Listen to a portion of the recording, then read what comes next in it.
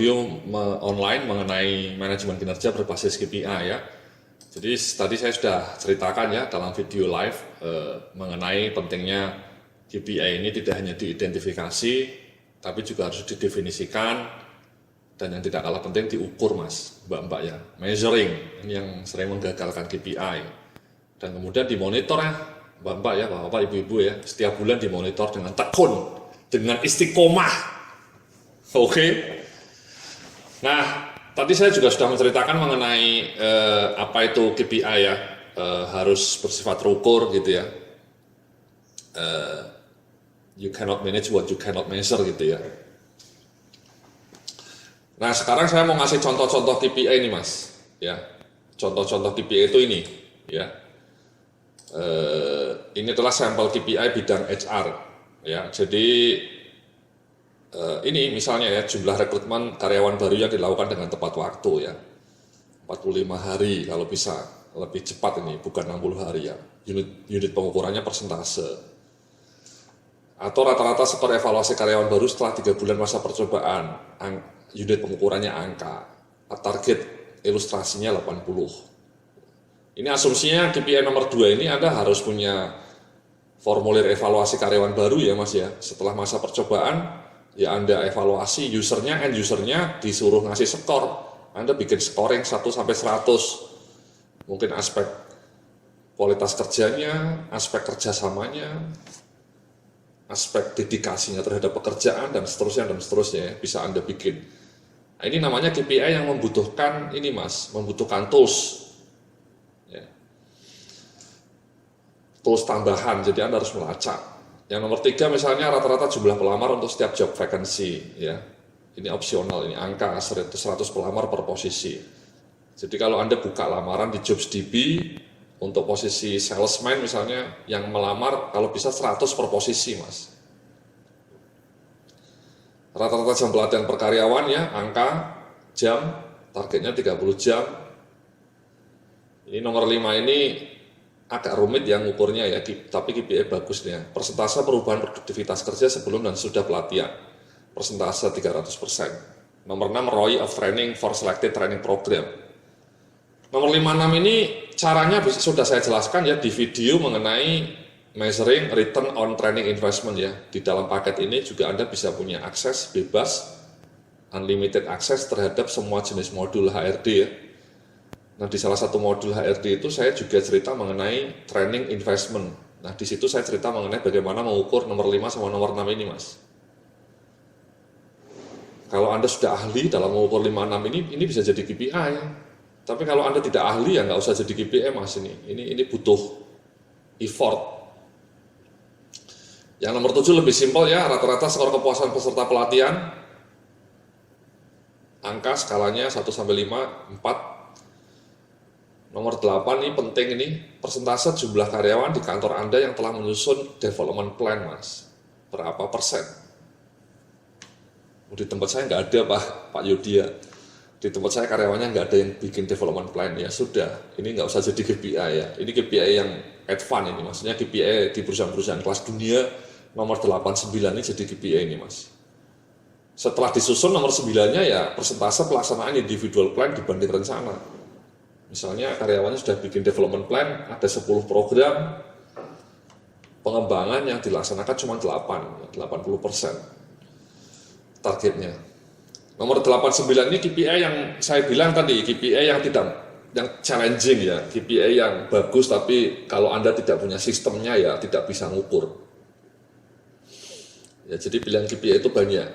Ini juga nomor 10 ya, jumlah karyawan yang sudah menyusun KPI, jumlah manajer melakukan coaching, employee turnover ya, great employee turnover mas. Jadi yang kita itu hanya great employee itu artinya karyawan yang nilai PA-nya di tahun sebelumnya itu mungkin A. Jangan sampai karyawan yang nilainya A yang bagus-bagus yang keluar mas, yang bertahan malah karyawan yang jelek. Perusahaan Anda lama-lama kolaps. Ya, bahaya itu yang bagus-bagus keluar, yang jelek bertahan ya. Lama-lama perusahaan Anda bisa degradasi. Ini tadi saya cerita ya skor kepuasan karyawan, Anda harus punya instrumennya. Ini rata-rata skor kompetensi karyawan, Anda mungkin punya assessment center. rata-rata biaya kesehatan ya, sekarang sudah ada BPJS, mungkin tidak relevan ini ya. Kemudian nomor 16 penting ini, persentase biaya pegawai dibanding total cost ya. Maksimal berapa persen, biaya gaji, biaya lembur, biaya seragam, asuransi kesehatan karyawan gitu ya, biaya transportasi karyawan, semuanya berapa, maksimal 7,5%. Profit per employee dalam rupiah 200 juta. Cara ngitungnya adalah jumlah profit perusahaan Anda dibagi jumlah karyawan. Misalnya profit perusahaan Anda 10 miliar, jumlah karyawan Anda misalnya cuma ada 100, ya 10 miliar bagi 100, ya berapa juta itu, 100 juta mungkin. Ya. Nah ini kalau Anda perhatikan KPI itu semua pakai ini Mas ya, pakai nominal ya, rata-rata skor, persentase, biaya, profit, rasio, employee turnover, persentase, jumlah, ini rata-rata skor, jadi unit pengukurannya bisa persentase, bisa angka gitu ya. Bisa rupiah juga, ya bisa rupiah. Jadi KPI itu bisa berbeda-beda unit pengukurannya Mas. Bisa rupiah, bisa persentase, bisa angka, ya, bisa waktu, ya durasi. Ini untuk HRD Mas, ya. Kalau Anda mau melihat KPI yang lebih lengkap, Anda bisa datang ya ke web saya, namanya www.ilmumanajemen.sdm.com. Ini web saya nih Mas. Sorry.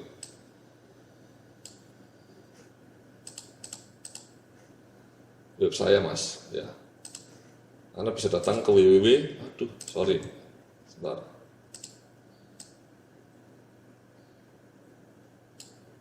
Ya.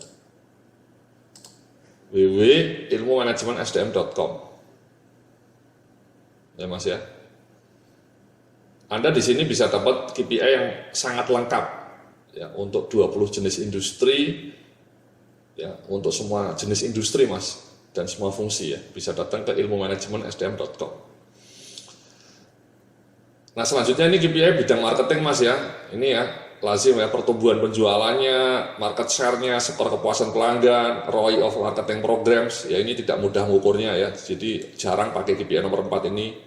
Jumlah pengembangan produk baru, berapa produk baru, ketersediaan barang di pasar, jumlah penjualan per distribusi ya, per outlet, jumlah jam, rata-rata jam untuk menyelesaikan komplain ya. Nah ini Mas ya, bisa pakai jam, bisa pakai rupiah, pakai persentase, pakai angka. Ini targetnya ilustrasi saja. Ya, nomor 4 ini jarang diukur Mas ya. Yang paling sering diukur itu nomor 1, nomor 2, nomor 3, nomor 5 sering. Nomor 6 juga sering ini. Jangan sampai perusahaan Anda barangnya tidak tersedia di pasar. Ya, jadi orang mau beli tidak bisa, itu bahaya. Ya. Salah satu kehebatan Unilever ya, produsen Rinso, Lifebuoy itu kalau Anda sampai ke pelosok-pelosok pasar-pasar tradisional tetap bisa beli Lifebuoy, tetap bisa beli sabun lek atau sampo clear gitu ya. Itu artinya availability-nya sangat bagus. Sampai Papua sana ada. Itu marketing Mas. Ini IT Mas ya, KPI IT contohnya ya, uptime sistem jaringan komputer ya 99%, jangan pernah down. Kemudian ini persentase perbaikan komputer yang dapat diselesaikan sesuai waktu yang telah ditetapkan ya. Kalau ada komputer yang rusak atau kena virus, dalam waktu 1 hari sudah selesai misalnya. Implementasi aplikasinya ya cepat, nomor 3 itu Mas ya.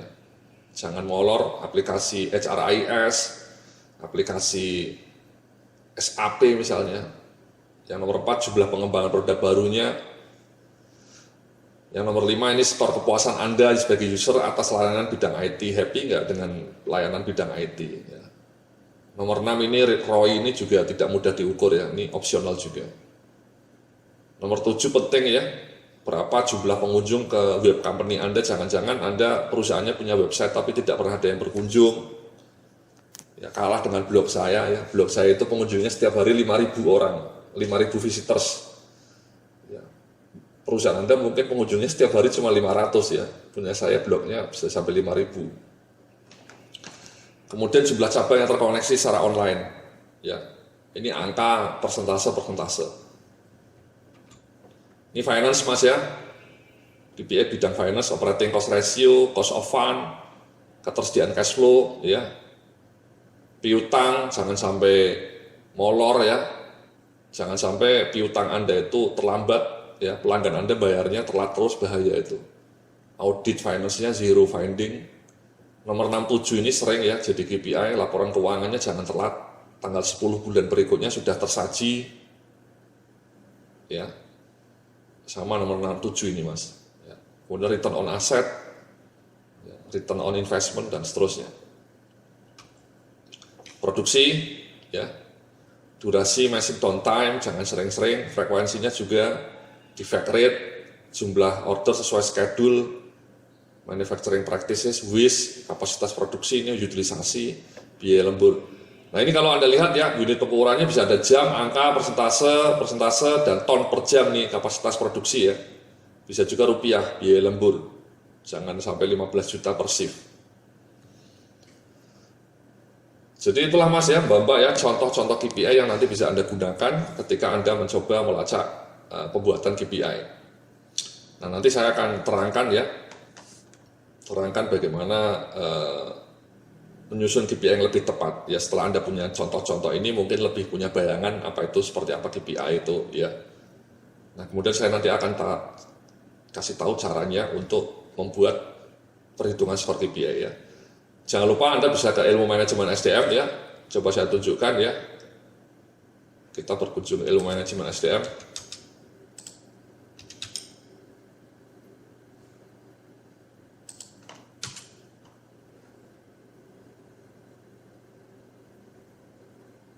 Tunggu sebentar Mas, Mbak ya.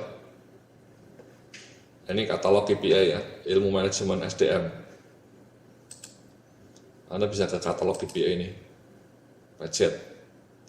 Nah ini ya, saya sediakan katalog KPI lengkap untuk 20 fungsi ya, HR, finance, HR-nya semua lengkap ya, training, performance management, remunerasi, logistik, dan seterusnya, marketing, business development. Dan untuk 20 jenis industri ya, mulai dari asuransi, consumer good, hotel, logistik, perbankan, perkebunan, rumah sakit, dan seterusnya.